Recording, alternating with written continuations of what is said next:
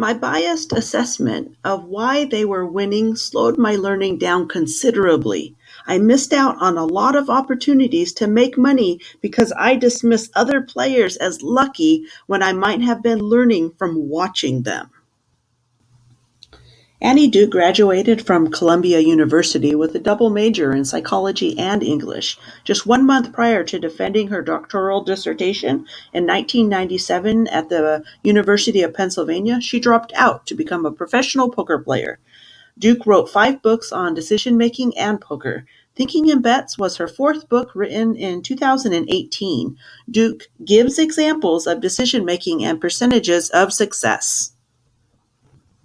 Making better decisions based on limited information. When you make a decision and it turns out the way you planned, all is right in the world. But what happens when you make a good decision and the result is not favorable? Did you make the wrong decision or just got unlucky? When making decisions, we shouldn't be results oriented, also known as outcome bias. Outcome bias refers to the tendency to judge the quality of a decision by its eventual outcome instead of judging it on the basis of the quality of the decision at the time it was made. What makes a good decision is not the outcome, but the result of a good process, to accurately portray your own knowledge. When you go through the process of making a decision by analyzing all the possible outcomes, you ultimately decide on the outcome with the highest percentage of success. There are always going to be some variables not included in your process, therefore, the end result may not be successful. This doesn't mean you made a bad decision. What makes a decision great is not that it has a great outcome. A great decision is a result of a good process. Rather than making future decisions based on the outcome of similar circumstances, add in the possibility of chance or luck. Improving decision quality by increasing your chances of a good outcome, knowing there will never be a decision that is 100% one way or another. With this in mind, you can increase the odds of a favorable outcome with acquiring more accurate information prior to making a decision. Hindsight bias. It's easy to say what's happened after the event, but prior to the event, there were a number of outcomes that were possible. There could have been a number of things that could make the same event turn out completely different, such as luck. Once the event is over, you must not get hung up on the end result as being the only option or the obvious outcome. Across a wide range of events, it is frequently found that people claim it would have been easy to predict the event in advance.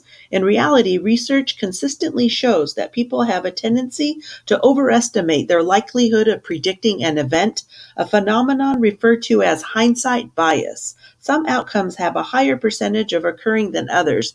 When faced with a decision, you must consider all possibilities. In one study done on pilots, they found that, in conclusion, hindsight bias and outcome bias were found to affect pilots' ability to form an accurate perception of some past events.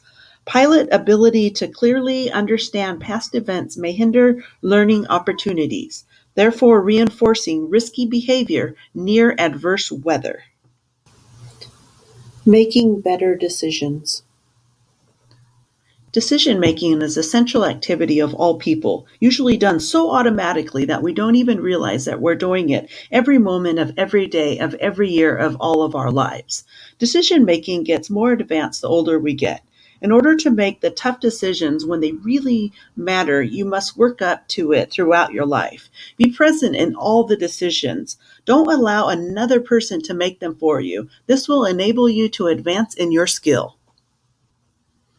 Indeed, we have to practice, and for a long time, before we can do it well. Like any other muscle, we need to work our brains out. We should be thinking clearly and not just logically. When you are asked what you would like for dinner, think about it. Weigh all your options and make a decision. Even if it's not life changing, be decisive on the little things so it will be easier for you on the harder ones. Take some time to weigh all the probabilities and possibilities. Be decisive. Right or wrong, the road of life is paved with flat squirrels who couldn't make a decision. When making a decision, try to keep an open mind, consider all the facts, and build on your learning. Try not to be results oriented. Making a good decision doesn't always produce the most favorable outcome. If you made a good decision and something unexpected happened, it was still a good decision. When looking back on your decisions, it wasn't as easy as you may think to make the decision. Hindsight bias may make you think it was the obvious thing to do. Take the time to make a decision, even if you think it's not important. Build your skill and make better decisions. This is worth studying because it gives you a baseline way of looking at problems and helps you make the tough decisions. It also gives you the breakdown of some decisions others have made and the outcome. The next step is to keep making mindful decisions and consider all the probabilities and possibilities. Nothing is ever 0% or 100%. Make the most of the best option you can think of. Thank you for watching.